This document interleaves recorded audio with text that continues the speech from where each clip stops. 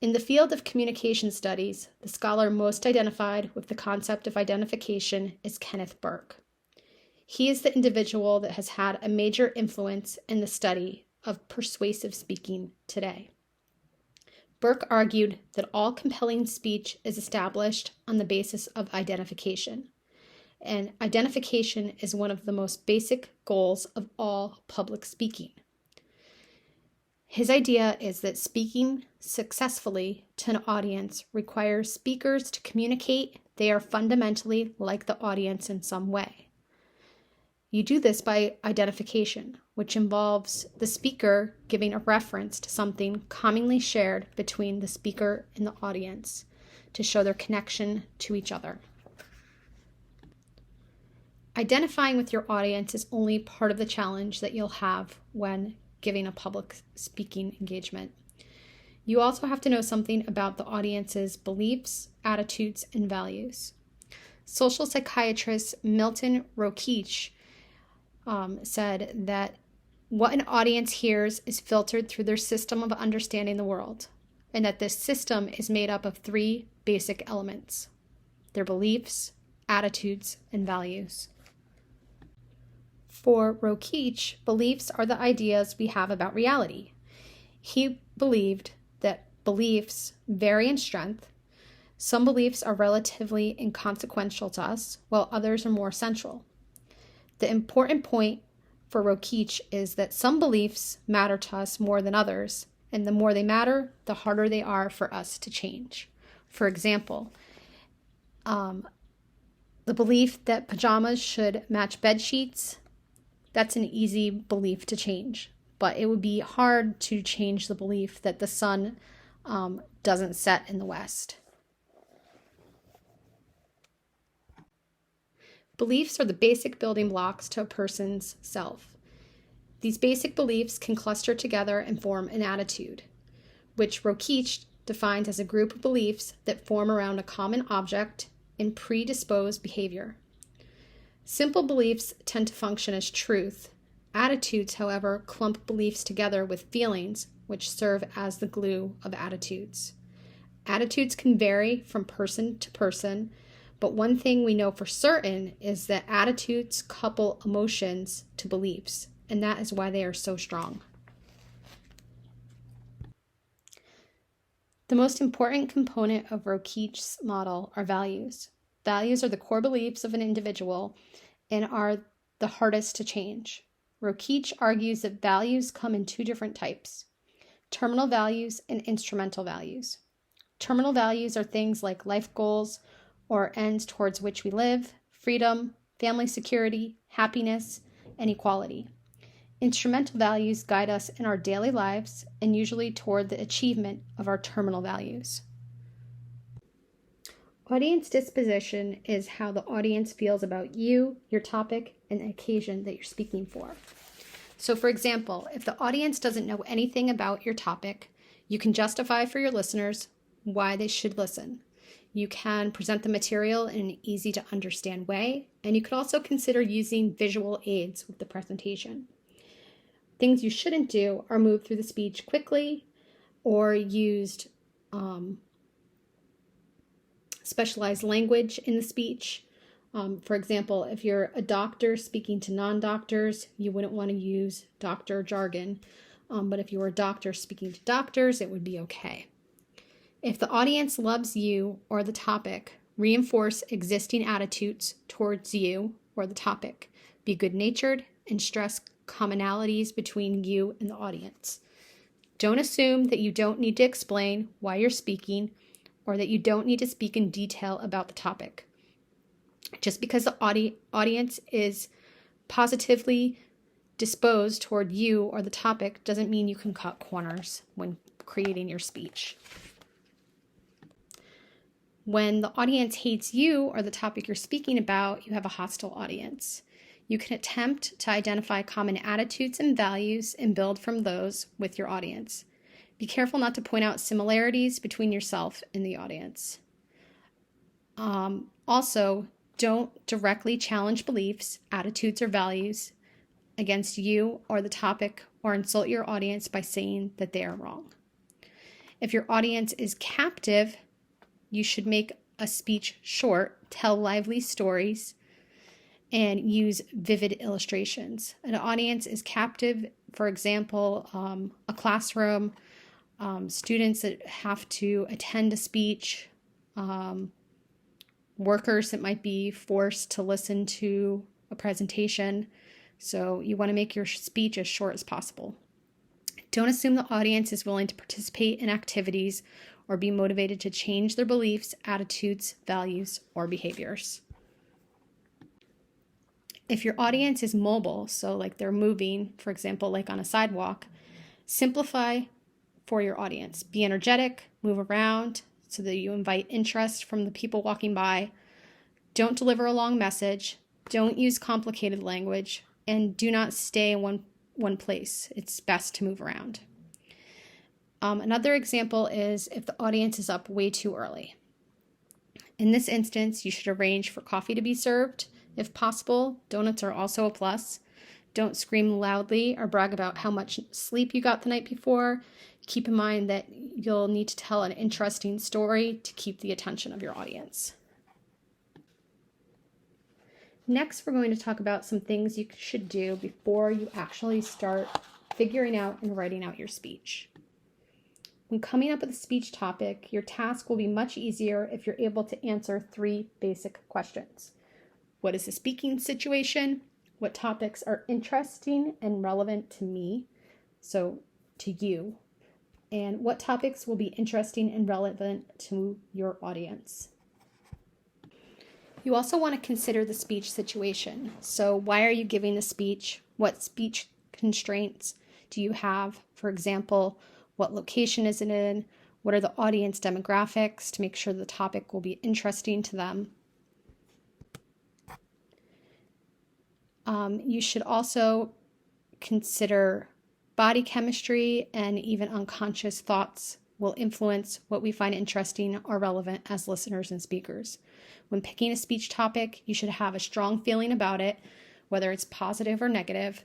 Make sure that it's something that you're interested in. The audience will be able to tell if it's a topic that you really have not become familiar with, that you didn't conduct research on, and if you really have absolutely no interest in it, it'll convey to your audience. Another thing you want to do is consider your audience. For this class, you're considering your classmates. What are your classmates' interests? Consider the first discussion that we took in class, and make sure that you've read through your classmates' responses to see what their interests are. What do they like to do for fun? What are their majors? Where are they from? All of these things will help you to pick a topic that interests you and also interests your audience. So think about where your interests intersect with your classmates, and also think about how you can build a sense of community amongst the class. And sometimes you have to sit and brainstorm topics. Topics won't always just come to you. So one of the things I like to do is write down ideas, and write down like maybe a basic idea, for example, like one word, and then figure out how many other topics I can come from that, or just write down random topic ideas and go from there. Like I was mentioning with words, you can use word association. So this is also called free association. And you put down one word, and then whatever other words come to mind, you write those down as well. And they could be completely random. They might not be connected at all. So like, for example, the picture on this slide is showing stapler, photocopier, office job, water cooler, splash, beach vacation, yacht. From there, swimming, seafood. You could just keep thinking of other topics. And this might help you to eventually come up with a topic idea.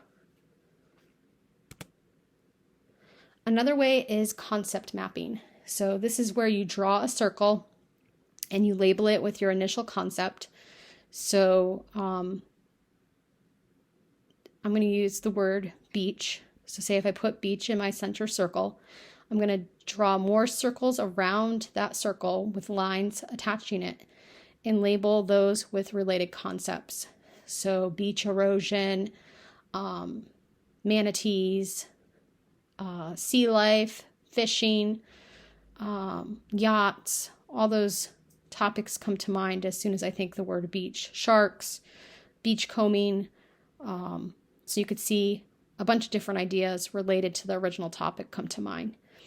And you can use arrows to indicate the relationships between the main topic and the subtopics that you come up with. Once you figure out your speech topic, you want to narrow down what your purpose is.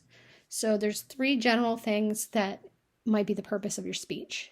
It might be to inform or teach your audience, persuade or seduce your audience, or to celebrate, honor, or mourn with your audience.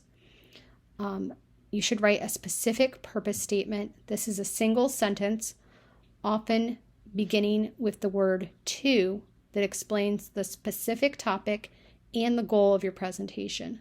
So it tells us what your topic is and what you want us, what the purpose is of the presentation, what your goal is. Are you trying to teach us something, persuade us something, or tell us about honoring or celebrating something, or mourning?